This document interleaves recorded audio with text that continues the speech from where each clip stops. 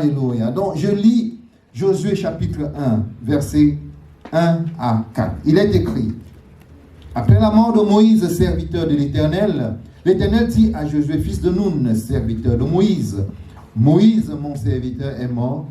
Maintenant, lève-toi, passe ce Jourdain, toi et tout ce peuple, pour entrer dans le pays que je donne aux enfants d'Israël. Verset 3. Tout lieu que foulera la plante de votre pied, je vous le donne comme je l'ai dit à Moïse. Amen. Vous savez, j'aime cette parole. Tout lieu que foulera la plante de ton pied. Amen. Est-ce que la plante de ton pied a foulé un lieu ce matin? Amen. Amen. Nous sommes à Fontenay-sous-Bois ce matin. Et il dit à Josué que tout lieu que foulera la plante de vos pieds, je vous le donne comme je l'ai dit à Moïse. Au verset 4. Vous aurez pour territoire depuis le désert et le Liban jusqu'au grand fleuve, le fleuve de l'Euphrate, tout le pays des Hétiens et jusqu'à la grande mer, vous. Amen, amen, mes lunettes, franchement. Vers le soleil levant. Vers le soleil levant, merci ma femme. Amen. Vers le soleil, chez moi c'est écrit vers le soleil couchant. Alléluia. Mais ce qui nous intéresse, c'est vous aurez pour territoire depuis le désert et le Liban jusqu'au grand fleuve, c'est-à-dire l'Euphrate. Alors, je disais tout à l'heure, bien aimé, vous voyez que l'Église est dans une conquête. Nous sommes en train de conquérir les territoires, les peuples et les nations. Et après la mort de Moïse, je vous disais, après la mort de Moïse, Dieu a choisi Josué pour continuer ce combat. Alors, quand nous nous arrêtons à Josué et Moïse, nous trouvons que ce combat a deux volets. Amen. Moïse pour délivrer le peuple, n'est-ce pas? Et Josué pour conquérir les territoires. Amen. Donc nous avons pour mission, 1, de sauver les âmes. Amen. 1, de sauver les âmes. 2, de conquérir les territoires, en commençant par Fontenay-sous-Bois. Dis Amen. Amen. Alléluia. Mais vous verrez que dans la mission de Josué était limitée. Ça partait du désert du Liban jusqu'au grand fleuve, n'est-ce pas? Jusqu'au grand fleuve qui était l'Euphrate. Mais aujourd'hui, notre mission n'est pas limitée. Alléluia. Notre mission aujourd'hui n'est pas limitée. Amen. Donc nous avons du travail. Alléluia. Et nous devons équiper l'église. Chacun d'entre vous. Alléluia. Nous devons équiper l'église. Nous devons nous préparer. Vraiment entrer dans la guerre. Entrer dans le combat. Vous savez, vendredi, je suis arrivé très tôt et je me suis dit, bon, je vais aller faire un tour. Voir le territoire, comment les maisons sont disposées, qu'est-ce qui se passe. Mais malheureusement pour moi, il y a une pluie très fine, glaciale, et qui m'a refroidi. Alléluia. Et j'ai vite fait d'entrer dans ma voiture. Oh, et j'ai commencé à prier. Oh, Seigneur, tu connais toutes choses. Amen. Alléluia, c'est ça. Nous ne sommes pas là pour rêver, nous ne sommes pas là pour dormir. Nous ne sommes pas là parce que j'aime voir le beau costume du pasteur. Non, nous sommes là pour gagner les territoires, alléluia, et pour sauver les âmes. Ne soyons pas impressionnés ni par Moïse, ni par Josué. Eh bien, moi je vous le dis. Alors le pasteur me disait la dernière fois que tant que Moïse était là, Josué restait comme ça. Il ne pouvait rien faire. Amen. Parce que le grand Moïse était là. Mais vous savez que la Bible nous dit que ceux qui ont commencé à 7 heures du matin, alléluia, et ceux qui ont commencé à 18 heures ont eu le même salaire. Est-ce que vous me suivez? Amen, amen. Ceux qui ont commencé le travail du Seigneur à 7 heures du matin, très tôt le matin, très tôt, c'était les Moïse. Je ne sais pas à quelle heure nous sommes. Peut-être midi est passé. Parce que la fin est proche. Alléluia. La fin est proche. Le Seigneur est à la porte. Peut-être qu'il est 15 heures.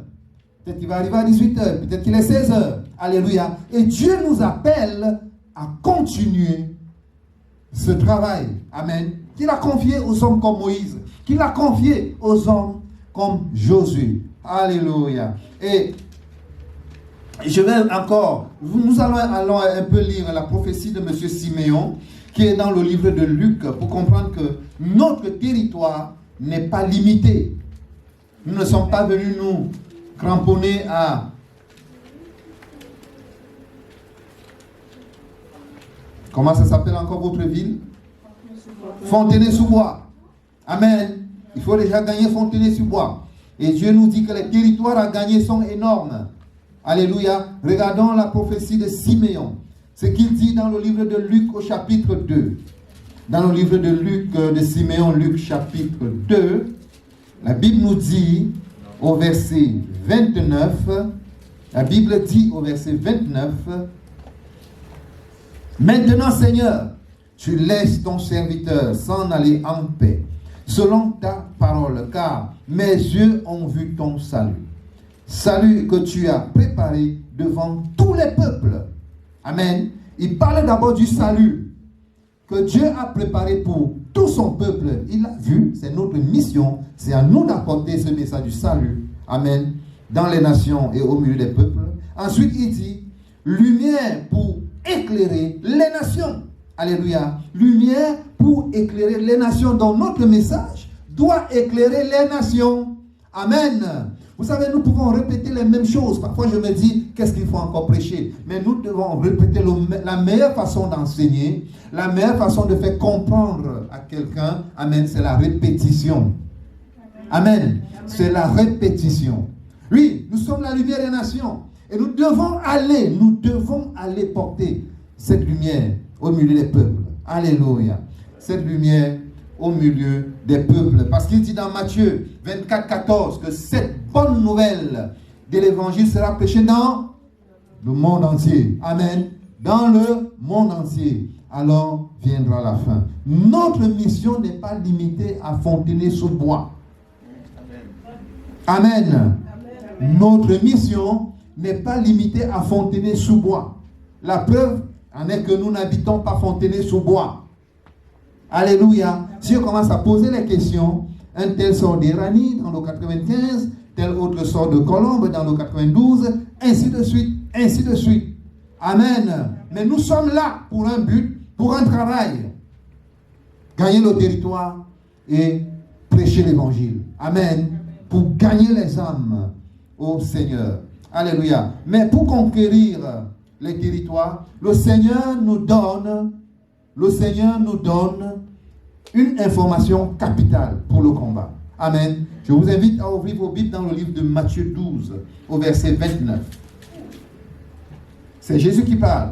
Comment quelqu'un peut-il entrer dans la maison d'un homme fort et piller ses biens sans avoir auparavant lié cet homme fort?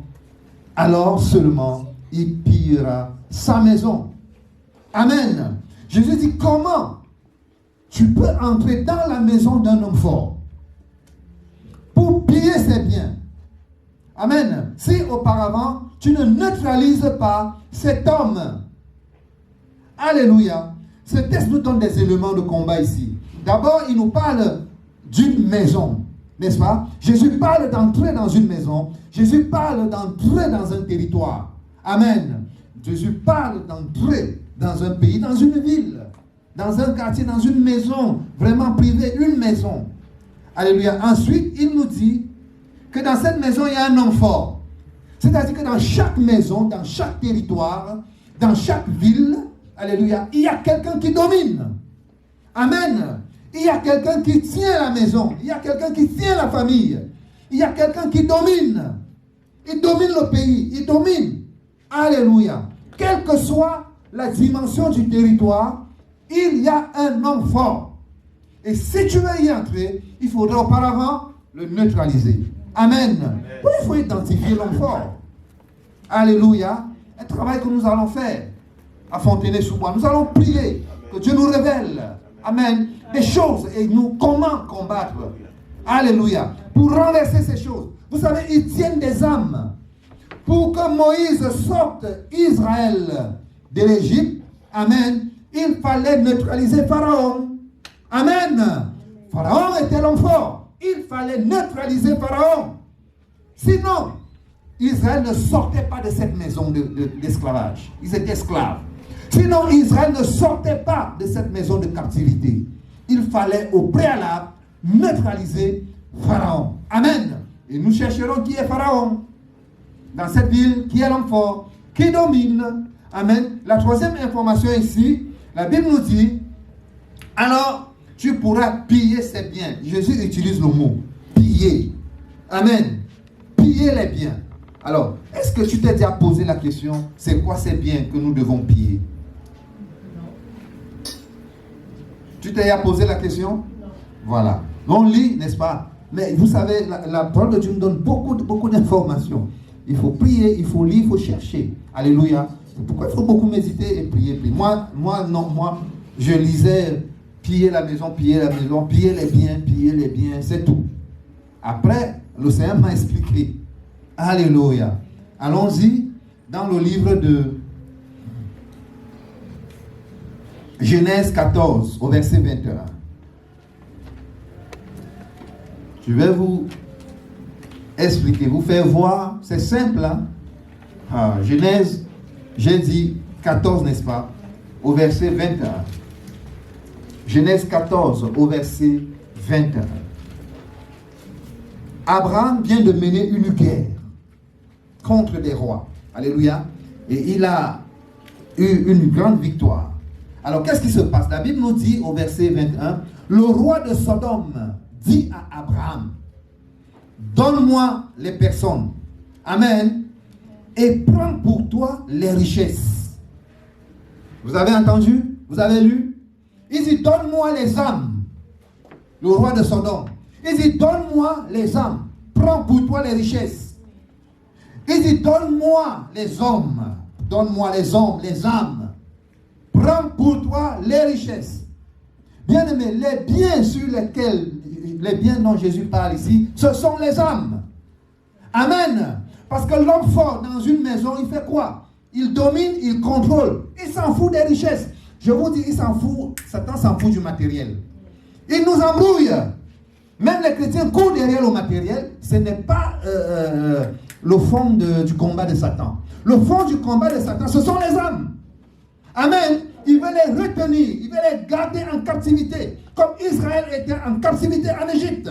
Pharaon n'a jamais voulu lâcher un seul Israélite. Vous m'avez compris? Satan ne voudrait pas lâcher une seule âme. Amen. Qui?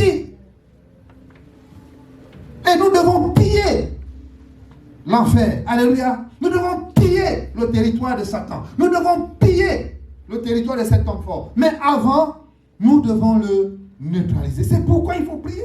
Venez à la prière. Venez les vendredis, bien-aimés. Nous avons la veillée. Venez, nous allons prier pour toutes ces choses-là.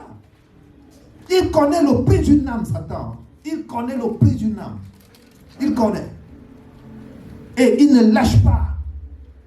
Quand il s'installe dans une maison familiale, quand il s'installe dans un quartier, dans une ville, dans un pays, il domine sur qui? Sur les âmes. Il les tient captifs.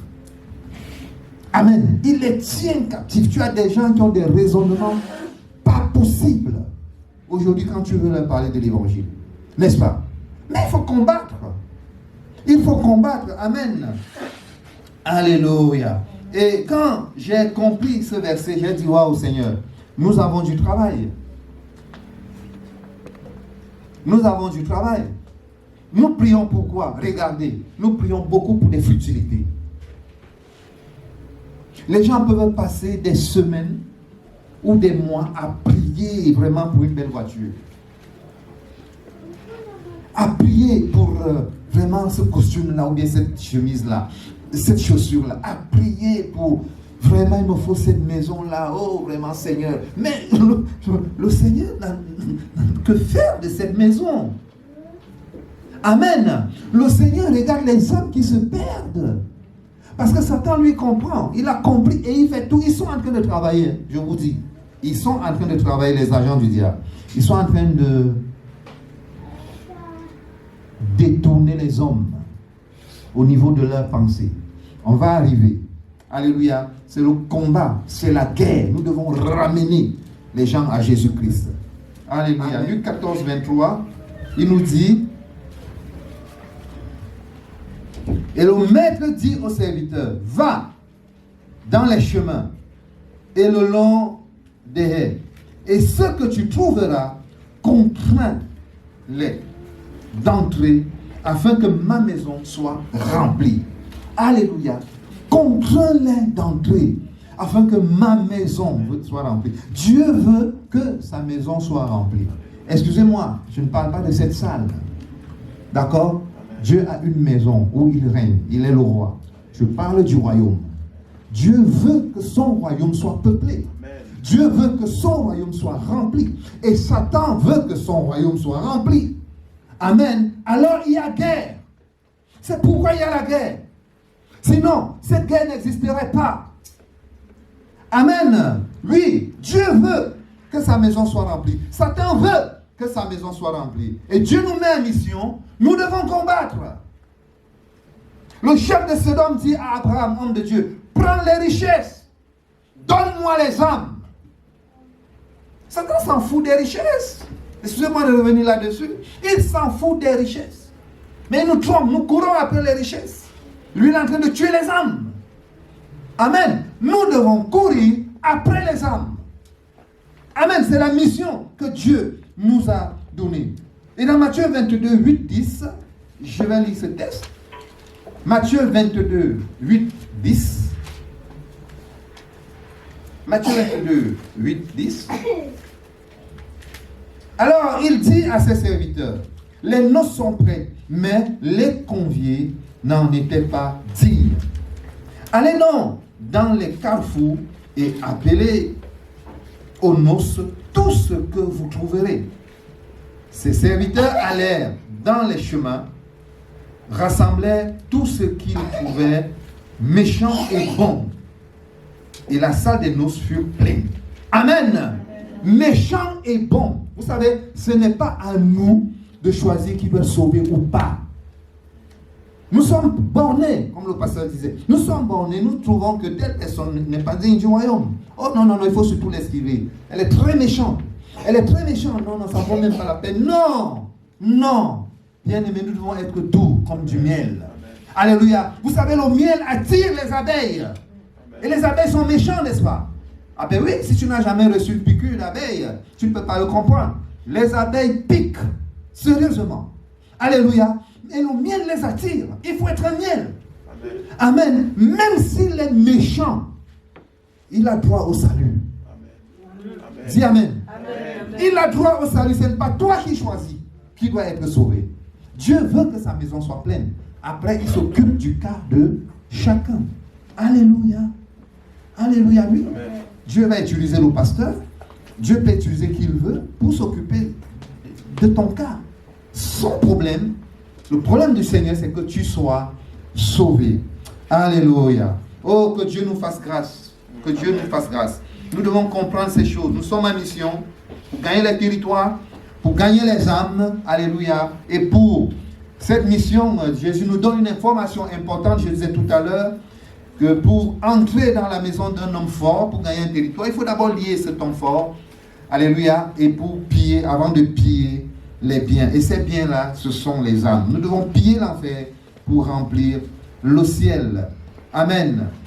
Amen. Donc notre combat consiste non seulement à gagner les territoires, mais les âmes. Il faut bien le souligner.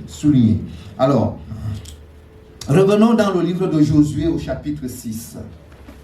Revenons dans le livre de Josué au chapitre 6. Nous allons étudier le cas de Jéricho. Jéricho, c'était une maison. Jéricho, c'était un territoire. Je dis c'était parce que Jéricho n'existe plus. Alléluia. Jéricho avait été détruit. Mais voyez-vous, ces esprits qui dominent ne meurent jamais. Vous avez compris? Les esprits, vous ne pouvez pas tuer Satan. Ce n'est écrit nulle part. Nous ne pouvons pas tuer Satan. Nous ne pouvons pas tuer un démon. Alléluia. Mais quand on détruit leur habitation, amen, ils vont chercher très rapidement ailleurs. Jésus nous l'a enseigné. Il dit à un esprit impur quand il sort, alléluia, il va chercher un autre territoire. Revenons au cas de Jéricho. Voyez-vous, Jéricho, au chapitre 6, verset 1, la Bible nous dit que Jéricho était fermé et barricadé devant les enfants d'Israël. Personne ne sortait et personne n'entrait. Verset 2, l'Éternel dit à Josué, vois, je livre entre tes mains Jéricho et son roi, ses vaillants soldats. Amen. Dieu dit à Josué, alors que Jéricho est barricadé, personne n'entre, personne ne sort. Dieu lui dit, regarde, je livre entre tes mains Jéricho, le territoire, son roi, l'homme fort, et ses vaillants guerriers. Dieu reconnaît que Jéricho est hautement protégé. Amen. Et que Jéricho est plus puissant que son armée, humainement parlant. Alléluia. Mais puisque Dieu, l'Éternel, est le chef de notre armée, amen, nous avons la victoire. Amen. Alléluia. Amen. Mais ne soyez pas effrayés. Acclamez le Seigneur. Acclamez le Seigneur. Non, ne soyez pas effrayés. Nous avons la victoire. Amen. Alléluia. Amen. Oh. Donc, si vous voulez, pour aller vite, je vais finir ce message. Jéricho était une ville imprenable aux yeux des hommes. Amen. Parce qu'il était barricadé. Personne ne sort. Une ville imprenable aux yeux des hommes. Voilà un territoire. Voilà une ville. Voilà une maison. Imprenable. Est-ce que vous me suivez? Amen. Voilà. Alors, ensuite, toujours au verset 1, vous trouvez que autour de Jéricho, il y avait une muraille.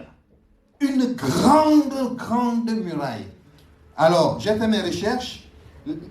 Cette muraille avait une hauteur de 7 mètres.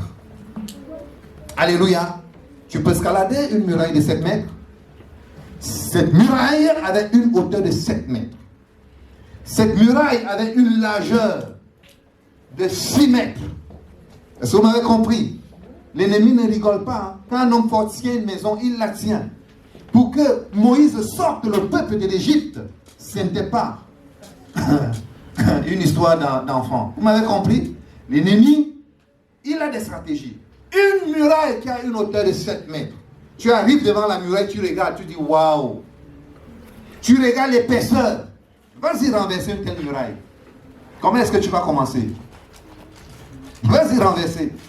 Tu commences comment? Alléluia. Ensuite, au verset 2, la Bible nous dit que avec une armée puissante. Alléluia. Une armée puissante. Mais Dieu dit à Josué, regarde, je livre entre tes mains ce territoire barricadé. Amen. Avec son homme fort, le roi de Jéricho, et avec son armée qui est plus puissante que toi, une armée forte. Dieu dit, je te les livre. Waouh, est-ce pas merveilleux? Amen. Quand on lit ça, on n'a pas peur, n'est-ce pas, de mener le combat dans nos maisons, dans nos familles. Alléluia. Pour gagner les territoires et pour sauver les âmes. Il n'avait aucune crainte de l'Éternel. Vous pouvez me croire. Il n'avait aucune crainte de l'Éternel. Il ne connaissait pas Dieu. Alors, l'homme fort de ce pays, leur roi, l'homme fort de ce pays, le Dieu qu'ils adoraient à Jéricho. Amen. Il s'appelait Monsieur Forteresse. Alléluia. Amen. Vous avez du mal à dire Amen. Je ne suis pas venu vous effrayer. Alléluia. Ce sont les réalités spirituelles. Amen. L'homme fort, l'homme qui dominait à Jéricho, le Dieu qu'ils adoraient là-bas, s'appelait Forteresse. Et il fallait renverser Monsieur Forteresse. Il fallait le renverser. 7 mètres de hauteur, 6 mètres de largeur, en face de toi. Avec une armée jusqu'aux dents. Armée jusqu'aux dents. Dieu est avec nous. Amen. Heureusement. Amen. Alléluia. Amen. Heureusement que Dieu est avec nous. Oh, la Bible dit dans le psaume 18, allons-y, lisons la parole de Dieu. Quand on dit des choses, il faut pouvoir convaincre, expliquer aux gens que Dieu est plus puissant que tout ça. Amen. Dans le psaume 18, la Bible nous dit, bien aimé, venez à la prière. Nous devons prier. Voyez-vous, ces choses ne sont pas faciles. Nous devons prier, nous devons prier. Alléluia. Le psaume 18, le verset 18 nous dit: il me délivrera de mon adversaire puissant, de mes ennemis qui étaient plus forts que moi. Amen. Amen. Bien aimé, même si l'ennemi est fort, même s'il est 10 mètres, amen, 20 mètres d'auteur devant toi comme ça, de largeur comme ça là, 40, 50 mètres, Dieu dit qu'il va te délivrer de ton ennemi plus fort que toi. Mais vous savez, tu peux réciter ce verset. Dieu le dit à qui? À ses combattants. Non, Dieu ne s'adresse pas à tout le monde. Tu ne combats pas. Tu fuis le combat. Tu fuis le combat. Amen. Lève-toi. Il dit, il te délivre de tes ennemis plus forts que toi. Alléluia. Et au verset 30, qu'est-ce qu'il nous dit au verset 30? Il dit, je les brise. Verset 30, verset 30, verset 30, verset 30. Avec toi. Je me précipite sur une troupe en armes, n'est-ce pas? Avec toi, je me précipite sur une troupe en armes. Avec mon Dieu, je franchis une muraille. Amen. Alléluia. Avec lui, tu franchis la muraille. Avec lui, tu te précipites sur une troupe en armes. Amen. Avec Dieu, tu as la victoire. Amen. Oh, nous avons un Dieu puissant. Bien-aimés, ne rêvons pas. Ne dormons pas. Le combat est réel. Il est réel, n'est-ce pas, dans nos maisons. Il est réel dans nos quartiers. Il est réel dans la ville. Il est réel dans nos pays. Les gens sont en train de mourir. N'importe comment, comme disait le pasteur, mais qu'est-ce qui se passe? Cette guerre peut franchir les frontières. Hein. On commence à avoir des missiles qui sifflent sur nos têtes un matin. Vous avez compris? Et si nous ne sommes pas prêts? Alléluia. Si nous ne sommes pas prêts, oh bien aimé, il faut que je termine avec ce message. Je vais m'arrêter là, je vais terminer. Allons-y dans le livre de Juges. Peut-être tu te dis non, moi, vraiment, ce combat-là, oui, tu peux noter 2 Corinthiens 2 Corinthiens, chapitre 10, 4 à 5. La Bible nous dit que nous combattons et nous renversons les forteresses, n'est-ce pas? Et nous avons lu que Dieu est avec nous pour renverser les forteresses.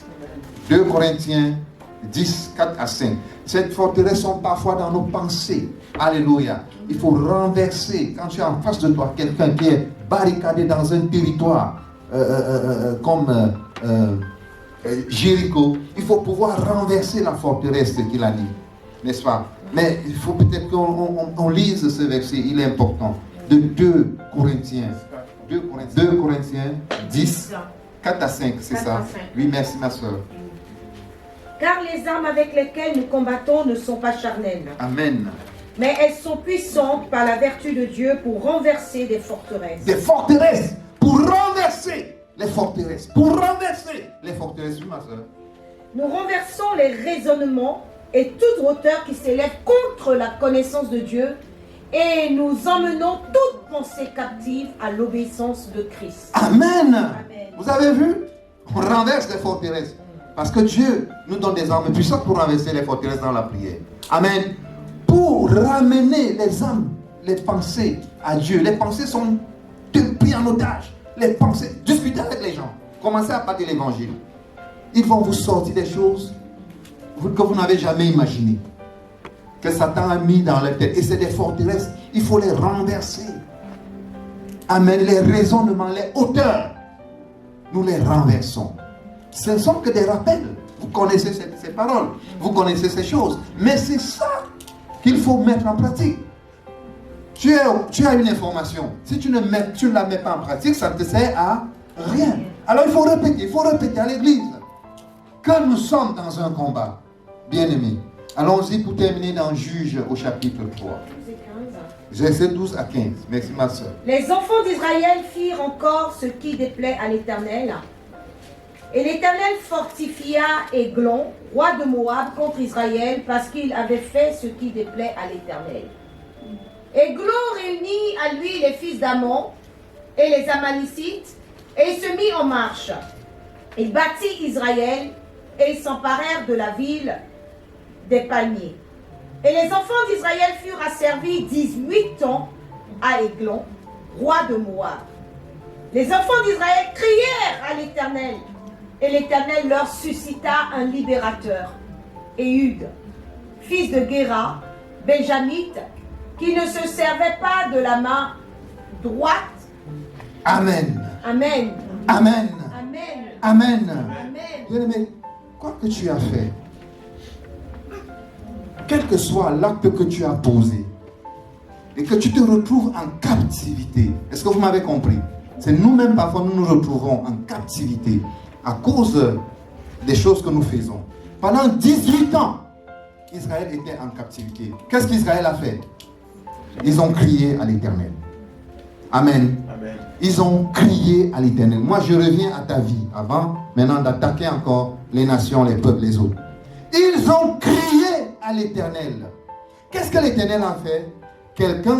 L'Éternel a envoyé quelqu'un. Vous m'avez suivi? Cette personne-là ne se servait pas de sa main gauche. C'est ça? Oui. Non. Droite. Cette personne-là ne se servait pas de sa main gauche, c'est ça? Cette personne ne se servait pas de sa main droite. Alors je vais vous expliquer quelque chose, mes bien-aimés. La main droite représente la force. Vous m'avez compris?